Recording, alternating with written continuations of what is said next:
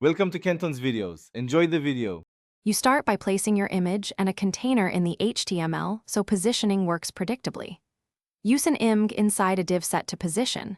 Relative, this lets you place text absolutely over the image. Make sure the image has width or max width set and add a class to the overlay text. Once done, link or embed CSS.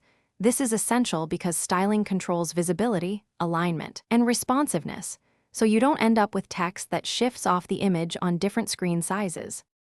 Now add the overlay element, a span or div inside the container and style it in CSS.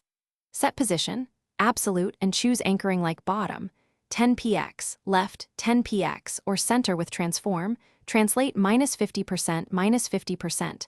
For readability, apply background color, RGBA 0000.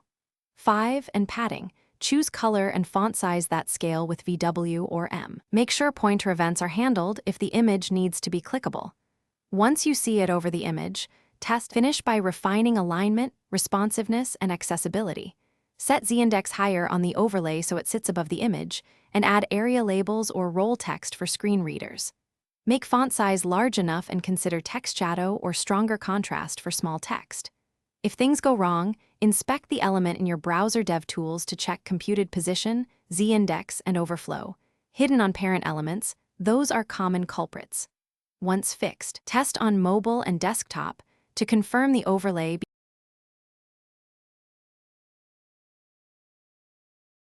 Thanks for watching. Consider subscribing if we helped you.